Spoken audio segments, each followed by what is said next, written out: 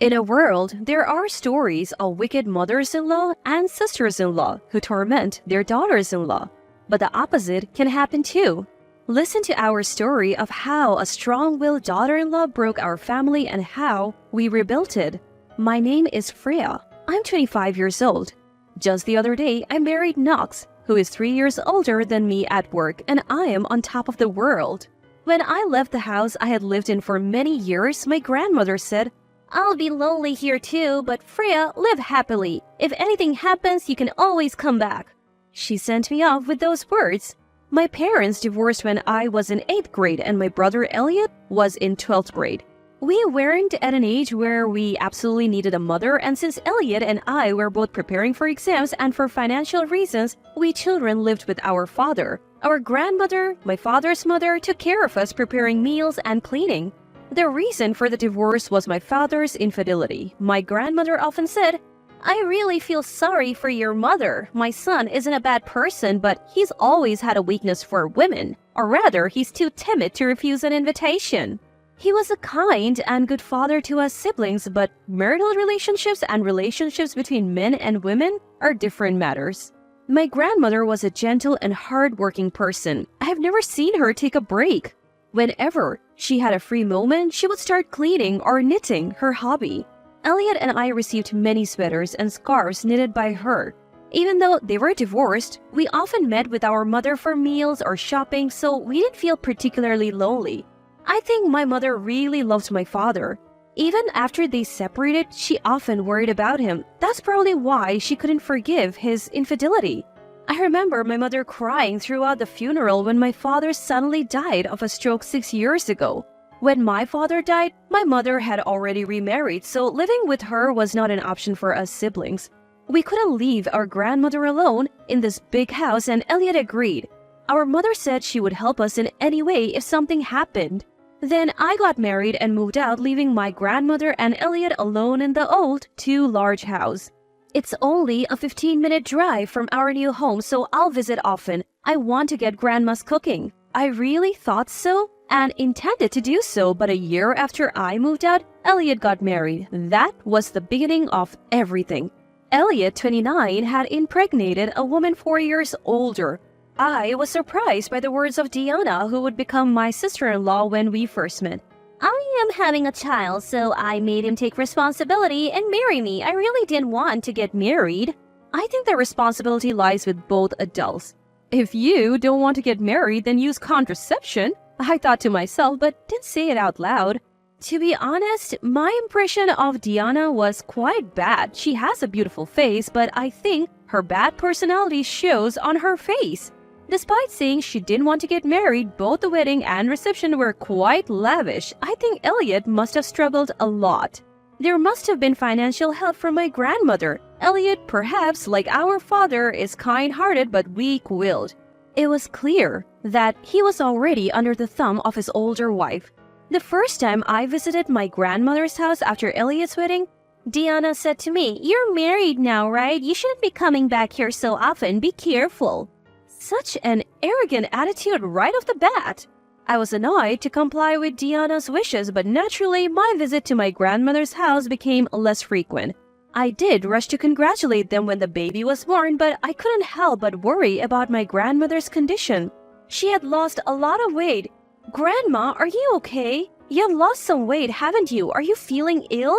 When I asked, my grandmother laughed and said, "I'm fine. At my age, being heavy is hard on the knees, so losing a little weight is just right." She says she's not feeling bad, but my grandmother will be 77 next month. As a granddaughter who adores her, I can't help but worry. "Grandma, your birthday is next month. We have to celebrate."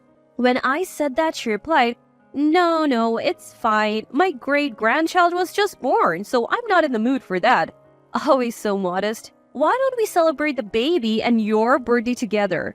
I thought it was a great idea, but my grandmother firmly declined. "Really? Don't worry about me. Just celebrate the baby." I tried to talk to Elliot and Diana directly, but Diana shot me down. "It's bad luck to celebrate an old person with little time left and a newborn baby together. Besides, she said she doesn't need it, right? There's no need to force it." What's with her? taking advantage of Grandma's kindness and saying whatever she wants, saying little time left outright. I was furious and vented my anger to Knox. Come on, Freya, I understand why you're angry, but if Grandma asks for help, we can be there for her. I'll help too when that time comes. Knox's words were comforting, but I have never seen my grandmother complain or show weakness. That's why I am worried. The following year, I became pregnant. I tried to talk to Elliot and Diana directly, but Diana dismissed me again. Giving birth is really hard. It's very painful and agonizing. Are you sure you'll be okay, Freya? Talking down to me about something every woman knows, it was incredibly irritating. I was also concerned that Elliot's child, who was almost 2, was clinging to my grandmother. Even when Diana called, the child hid behind my grandmother and wouldn't go to its mother. Oh dear, how unlovable. She's completely tamed her great-grandchild, Diana said, looking displeased. What an awful thing to say. I know from Elliot that Diana returned to full-time work 2 months after giving birth. During those 2 months of maternity leave, she apparently dumped most of the housework and childcare on my grandmother. Elliot told her many times not to leave the child rearing to our grandmother, but she wouldn't listen. Isn't the reason the child doesn't come to you because you have left all the childcare to Grandma? Of course, the child will become attached to the person who's always there and takes care of them. When I said that, Diana replied, You know, I never wanted children or even to get married. I have no intention of quitting my job, and I'm needed at my company. You might not understand that.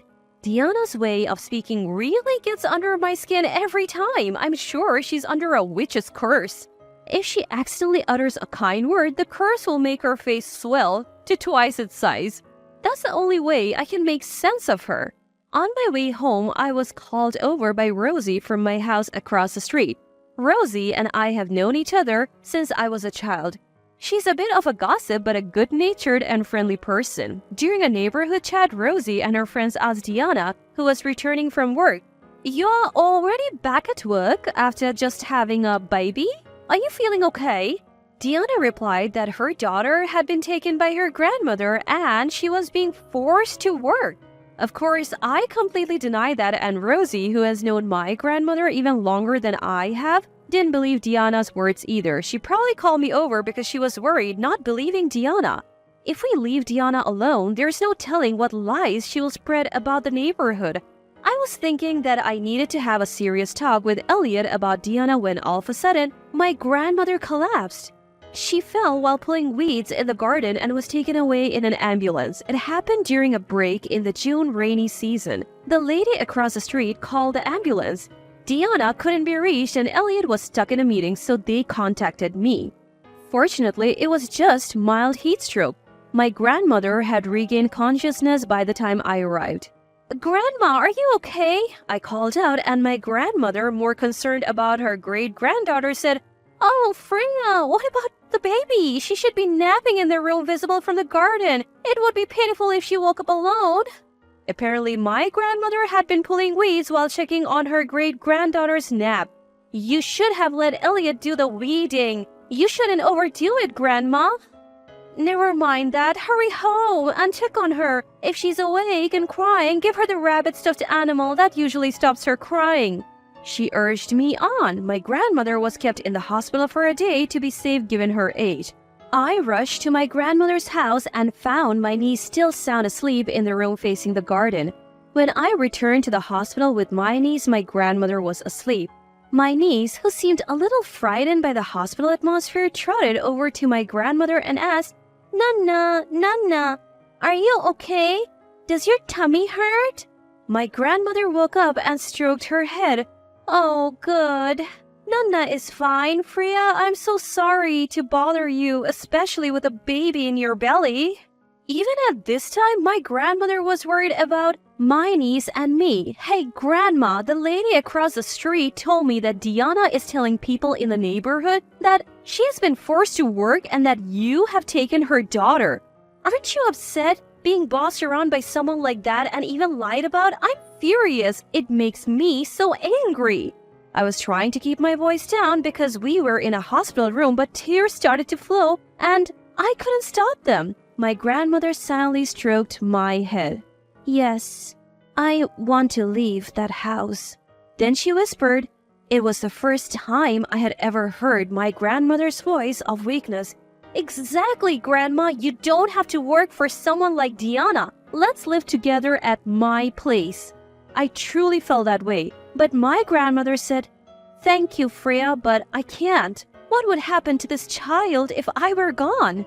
She said this while stroking the head of her great-granddaughter who was standing beside the bed looking puzzled. They'll figure it out. They are her parents after all. Just then Elliot, the child's father, arrived after leaving work early. Grandma, are you okay? I told you I would do the weeding on my next day off. From what Elliot said, it seemed that Diana had ordered my grandmother to do the weeding. How far is she willing to exploit our grandmother? I know it's pointless to say anything, but I couldn't keep quiet. According to Elliot, he never thought she was so selfish when they were dating. I have heard of husbands changing after marriage, but it seems wives can change too. I always thought that a husband would become more arrogant over the years. But there are people like Diana. What Elliot told me was beyond my imagination. My grandmother was treated like Diana's slave. Elliot tried to warn and scold her, but she didn't care, and all Elliot could do was help his grandmother. It's shameful for Elliot, but he's always been a kind person, like his grandmother and father. I never want my grandmother to go back to that house. The dream I had that night was the worst. My grandmother, Elliot, and I were desperately rowing oars under a violently rocking ship. If we rested our hands, a whip would come flying. Diana was the one wielding the whip. When my grandmother is discharged tomorrow, I told Elliot she should come to my place for emergency shelter. It's the weekend and both Elliot and Diana are off work. They'll be fine without grandmother. I want her to rest and think about the future. Elliot seemed resolved, saying, I love my daughter, but I think this marriage was a mistake. I'll take responsibility. He said that and left with his daughter. When my discharged grandmother stepped into my small 2DK apartment, she laughed and said, Oh my, it's quite cozy. Cleaning will be easy. She had lived in that big old house for many years. It's not surprising she felt that way. When I moved out of that house and started living here, I was shocked by the smallness too. Thanks to that, I was teased as the young lady by Knox for a while. No matter how much I told my grandmother to rest, she kept working, cleaning the water areas and cooking for my husband. While relaxing with after-dinner coffee, Elliot called. His daughter was throwing a tantrum and wouldn't take a shower. She always wants her grandma to bathe her. She says she won't go in without Bertie. What's Bertie? He said, but I couldn't stand being bothered with such things. What's her mother doing? When I asked, I was surprised to hear that she had gone on an overnight trip with friends since morning. My grandmother guessed from the conversation that Bertie was a duck toy and it was on the shelf in the dressing room. Traveling when the grandmother had collapsed? Leaving a young daughter to travel even if it was pre-booked, I understood that Diana was completely unreliable in childcare. Elliot, I'm coming over tomorrow. I can't stand it anymore. She's the worst as both a mother and a wife. Elliot, you need to get it together too. When I said that, Elliot seemed to have made up his mind. Okay, I think she'll be back after 7 in the evening. He said that and hung up. That's a relief. Bertie must be relieved too. I called my mother. I had reported about Diana a few times, but my mother never thought it would be this bad. Elliot is just like his father. He can't take a strong stance against women, my mother said with a sigh, promising to support us fully. The next day when Diana returned from her trip, she was met by Elliot, me, his sister-in-law, our grandmother, and not just us but also Knox, our mother, and her new husband. A total of 6 people. Our niece was put to bed by our grandmother. Oh, what? Why are there so many people? Why are there people I don't know? Who are you? Diana said to my mother and her new husband. They are Elliot's and my mother? The man next to her is her new husband? When I said that, she replied, Oh, the one who left this house and her child? Why are you here now and what do you want? With that one sentence, I think Diana completely turned my mother against her. I called them? My mother's husband is a lawyer. Diana looked a little startled when she heard the word lawyer from me. Elliot promptly said, Divorce me. I can't go on with you. He said it firmly. What? What are you talking about all of a sudden? What did I do? Diana screamed. Well, you did. You exploited our dear grandmother. You left your daughter and went on a trip when grandma collapsed. You dumped almost all the housework on her. You left childcare to her too. I said to Diana very calmly, listing the points. But I'm working, aren't I? Isn't it normal for the family to help? But you're not putting your income into the household, are you? You are using it for trips like this one and for your clothes and cosmetics, right? I was speechless when I heard this from Elliot. Why do I have to be told that by you? I never wanted to get married or have children in the first place. Elliot got me pregnant and I had to marry him and have the child. She acted as if she was the victim and not at fault at all. That's when Elliot spoke. I didn't want to talk about this in front of everyone, but you said it was a safe date, didn't you? I didn't really want to hear such a raw story from Elliot, but it seemed Diana had planned the pregnancy. And you said on the phone with your friend. At this age, people around me are nagging, so I thought it would be good to get married and have at least one child. It's a detached house with a garden. He's the eldest son, no mother-in-law, and the sister-in-law is married off. Quite a good property. Usually quiet Elliot said all this at once. Diana turned bright red and yelled, What? You were eavesdropping?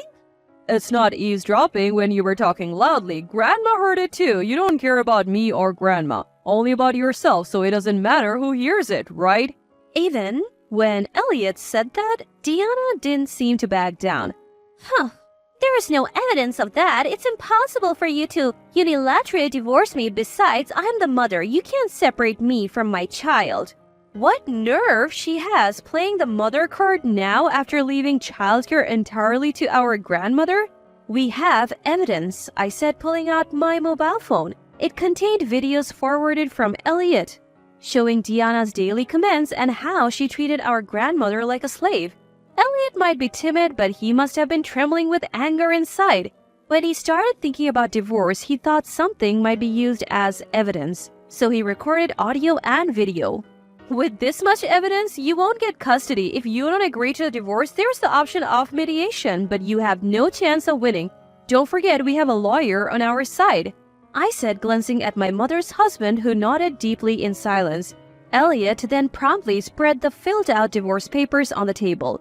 The video showed Diana lounging on the sofa watching TV and our grandmother diligently taking care of her great-granddaughter changing her clothes. What is this? What's going on? Don't mess with me.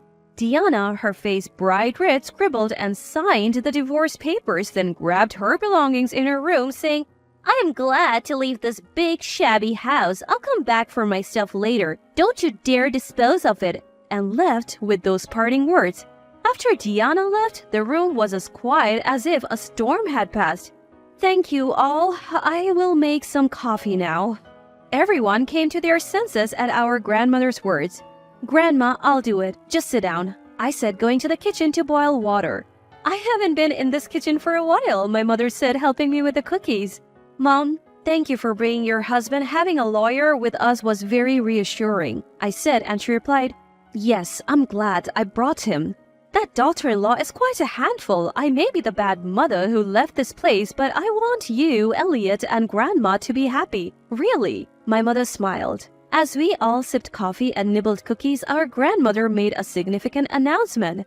I'm thinking of rebuilding this house. Then maybe Freya and her family will live here. When I left home to get married, my grandmother told me I could always come back. I thought it was a bad omen, but it came true in a different way, a happy way. About a year later, a splendid two-family house was completed. It's a slightly unconventional two-family setup with the first floor completely barrier-free for our grandmother, Elliot, and our niece. The second floor is for my husband, our newly born child, and me. By the way, we had a boy. There's a mini kitchen on the second floor separate from the main kitchen so we can cook simple meals there. There's also a sunroom that feels open even in rainy weather so the children can play without trouble. There are enough rooms for more children in the future, and even if Elliot remarries, we can live comfortably. As a side note, our son was born easily. I wish I could tell Diana, who was boasting about her childbirth. Our grandmother paid for the entire cost of rebuilding. The heads of the household are Elliot and Knox. I wonder if I'm lucky enough to live in such a splendid house. and to be the head of the household. Knox initially felt hesitant, but now he's completely settled in, living happily with his grandmother Elliot and his niece. Speaking of Deanna, who is divorced, her parents' home is a 2-bedroom apartment and they have no room to accommodate their returned daughter, let alone space to store her vast collection of clothes, shoes, and bags. Deanna seems to have no choice but to live in a cheap 1-bedroom apartment. Although divorced, she still has the right to visit her daughter. Despite not trying to see her daughter for over 6 months, Deanna, having somehow learned about the house renovation, seems to have pressured Elliot for a reconciliation. She's truly a self-centered and shameless person. Of course, Elliot coldly rejected her. I never knew that Grandma was so wealthy. If Deanna had known that, her attitude towards our grandmother would have been different, and she would never have agreed to the divorce. My father and late grandfather left it to me. I was thinking of giving it to you while I was alive, but after that daughter-in-law came, I decided to keep the money a secret. The thought that the house and money might have become Deanna's sent chills down their spines. I want you and Elliot to be happy. Grandmother had seen through Deanna's true nature even while being treated so poorly. But rebuilding the house was my selfish desire. I wanted to spend my remaining years peacefully with my grandchildren and great-grandchildren. Grandmother said, looking a bit apologetic. Stop it, Grandma. They say life lasts 100 years now. You have to stay healthy until the great-grandchildren get married. When I said that, Grandma replied, that sounds delightful, and smiled gently. Seeing her like that, I want her to live surrounded by grandchildren and great-grandchildren peacefully and happily. People like Deanna who only think of themselves and can't care for others will live as they please and leave this world alone. It's too late to regret when you're old and have no one around. One day while thinking about this, I heard the news of a company's bankruptcy. It sounded familiar and it turned out to be Deanna's workplace. The first misfortune came sooner than expected. I don't know if Deanna will actually lose her job, but surely a life like a rolling stone awaits her. Elliot seems to have a new girlfriend lately. Elliot, don't repeat the same mistake, okay? When I warned him, Elliot retorted, I know, one strong-willed woman like Freya is enough. And everyone laughed. The children, my son and niece, laughed without understanding the meaning. When the adults are smiling, the children smile too.